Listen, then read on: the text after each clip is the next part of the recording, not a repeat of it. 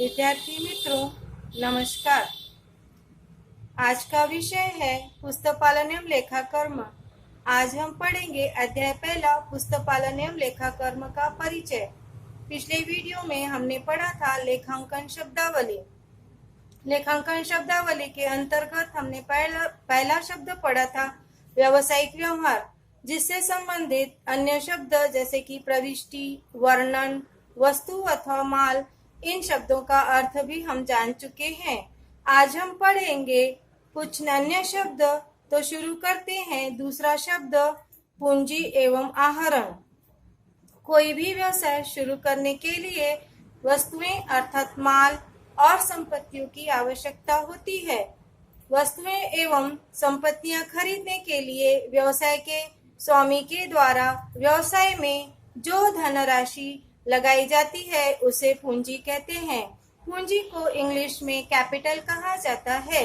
व्यवसाय के स्वामी के द्वारा व्यवसाय में लगाई गई पूंजी यह व्यवसाय में लगी होती है, जिससे वह व्यवसाय शुरू रहता है और वह दीर्घकाल तक पूंजी व्यवसाय में ही रहती है। उसी प्रकार दूसरा शब्द है पूंजी से संबंधित आहरण। आहरण को इंग्लिश में ड्रॉइंग्स कहा जाता है।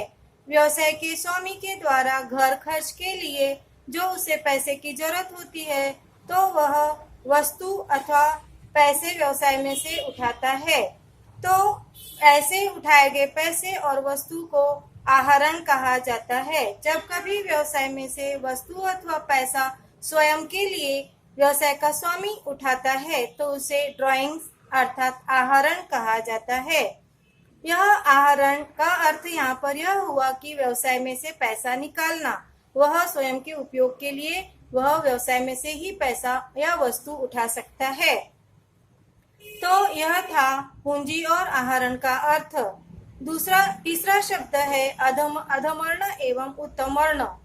अधमर्ण का अर्थ यहाँ पर है जिन व्यक्तियों को उधार माल बेचा जाता है उनका कुल योग अधमर्ण कहलाता है। इसे विविध अधमर्ण भी कहते हैं, जैसे अ को, ब को तथा स इत्यादि को उधार माल बेचे जाने पर उन सभी को बेचे गए माल के कुल उधार माल के मूल्य का जो मूल्य आता है वह विविध अधमर्ण कहलाता है। इसे इंग्लिश में डेटर्स कहा जाता है। दूसरा शब्द है इससे संबंधित उत्तमर्ण। अधमर्ण यह उधार विक्रय से संबंधित होता है, तो इसके विपरीत उत्तमर्ण यह उधार क्रय से संबंधित होता है। जब व्यवसाय का स्वामी उधार वस्तुएं क्रय करता है बेचने के लिए, तो जिस व्यक्ति से वह वस्तुएं क्रय की है उसने अलग अलग व्यक्तियों से वह वस्तुएं उधार में क्रय करते रहता है। तो जिन व्यक्तियों से उसने वस्तुएं क्रय की है या माल क्रय किया है तो वे उस व्यवसाय के उत्तमर्ण कहलाते हैं। अर्थात अधमवर्णों से पैसे व्यवसाय के स्वामी को लेने होते हैं तो उत्तम वर्णों को पैसे देने होते हैं। चौथा है लेखांकन शब्दावली का शब्द व्यय अथवा खर्च, जिसे इंग्लिश में एक्सपेंडिचर कहा जाता है। व्यवसाय का संचालन करने के लिए व्यवसाय के द्वारा कुछ खर्चों को अथवा व्ययों का भुगतान करना पड़ता है। इन व्ययों को हम 3 भागों में विभाजित करके अध्ययन करेंगे। पहला है आयगत व्यय अथवा आगम स्वरूप के व्यय, जिसे रिवेन्यू एक्सपेंडिचर कहते हैं। ये व्यय ऐसे व्यय होते हैं जो व्यवसाय में बार बार किए जाते हैं, अर्थात व्यवसाय के संचालन के लिए यह अत्यंत आवश्यक होते हैं। उदाहरण के लिए यदि विद्युत बिल भरा है हमने 1 महीने का, तो अगले महीने में भी वह भरना पड़ता है और इस तरह से साल भर हमें विद्युत बिल भरना पड़ता है, यानी कि यह व्यय बार बार हुआ है, तो यह आयगत व्यय का एक उदाहरण है। तो आयगत व्यय का यहाँ पर अर्थ है जो व्यय व्यवसाय को संचालित करने के लिए बार बार किए जाते हैं, जैसे कि विद्युत व्यय, दत्त ब्याज, उसी प्रकार दत्त अपहार यानी कि डिस्काउंट, और दत्त किराया, उसी प्रकार से बीमा और अन्य व्यय। तो यह जो व्यय होते हैं व्यवसाय को संचालित करने के लिए बार बार करने पड़ते हैं और ये आयगत स्वरूप के या आयगत व्यय कहलाते हैं। दूसरा प्रकार है व्यय का, वह है आस्थगित आगम व्यय। इसे इंग्लिश में डेफर्ड रेवेन्यू एक्सपेंडिचर कहा जाता है। ये ऐसे व्यय होते हैं जो कि जिनका लाभ एक ही वर्ष में प्राप्त नहीं होने वाला है, वह कई वर्षों तक यानी कि 4-5 वर्षों तक उस व्यय का लाभ व्यवसाय को प्राप्त होने वाला है। ऐसे व्ययों को आस्थगित आगम व्यय कहते हैं।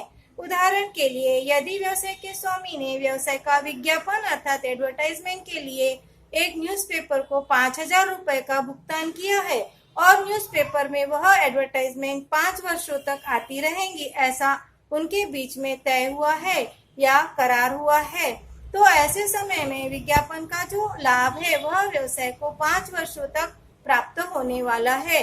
तो ऐसे व्ययों को आस्थगित आगम व्यय कहा जाता है। यानी कि ये जो व्यय होते हैं कुछ वर्षों के लिए स्थगित किए जा सकते हैं। यानी कि हर वर्ष सिर्फ उस वर्ष से संबंधित उस व्यय का एक भाग उस वर्ष में दिखाया जाएगा। अर्थात सारे के सारे 5,000 यदि एक बार भुगतान किया गया है 5 वर्षों के लिए, तो पूरे 5,000 एक ही वर्ष में न दिखाते हुए एक वर्ष में सिर्फ 1,000 यानी कि एक वर्ष का ही विज्ञापन का व्यय दिखाया जाता है। तो यह हुआ आस्थगित आगम व्यय। तीसरा खर्च है पूंजीगत व्यय, जिसे कैपिटल एक्सपेंडिचर कहा जाता है। व्यवसाय में संपत्तियों को क्रय करने के लिए जो राशि भुगतान की जाती है उसे पूंजीगत व्यय कहते हैं। आगमगत व्यय के विपरीत पूंजीगत व्यय कई वर्षों में एक ही बार किए जाते हैं। संपत्तियां खरीदने के लिए यह व्यय किया जाता है, जैसे कि संयंत्र यानी कि मशीन्स जो व्यवसाय में जरूरत होती है मशीनों की, तो वह खरीदी जाती है। तो वह जो इस वर्ष में खरीदी गई मशीन है वह अगले वर्ष में उपयोग में लाई जाएगी, जबकि आयगत व्यय जो होते हैं वह बार बार होते हैं, यानी कि हर महीने साल में बार बार किए जाते हैं, जबकि पूंजीगत व्यय कई वर्षों में एक बार ही किया जाता है।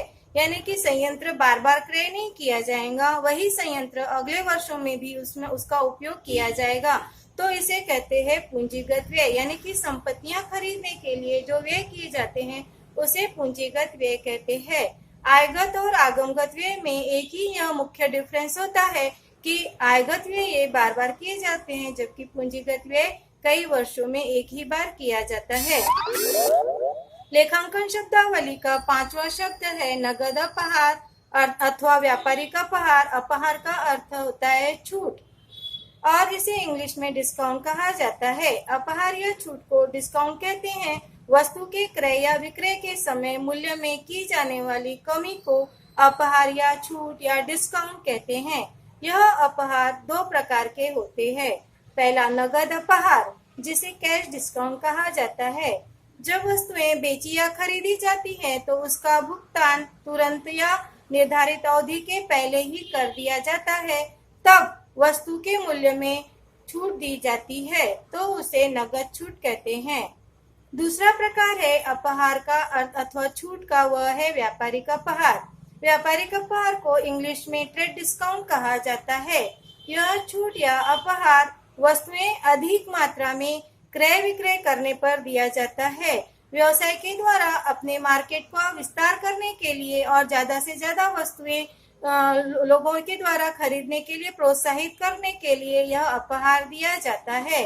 ऐसे अपहार की प्रविष्टि कुल मूल्य में से अपहार घटाकर जो राशि बचती है उसकी प्रविष्टि लेखा पुस्तकों में की जाती है। नगद अपहार की प्रविष्टि करते समय लेखा पुस्तकों में नगद अपहार का लेखा खोला जाता है, जबकि व्यापारिक अपहार का लेखा नहीं खोला जाता। केवल राशि अपहार की घटाकर जो कमी हुई है मूल्य में उतने मूल्य की प्रविष्टि की जाती है। तो आज हमने इस वीडियो में पढ़ा पूंजी, आहरण, अधोमर्ण एवं उत्तमर्ण, व्यय अथवा खर्च, उसी प्रकार नगद अपहार और व्यापारिक अपहार। तो अगले वीडियो में हम पढ़ेंगे लेखांकन शब्दावली के अंतर्गत ख्याति, सक्षम, असक्षम इत्यादि शब्दों का अर्थ। तब तक के लिए नमस्कार, धन्यवाद।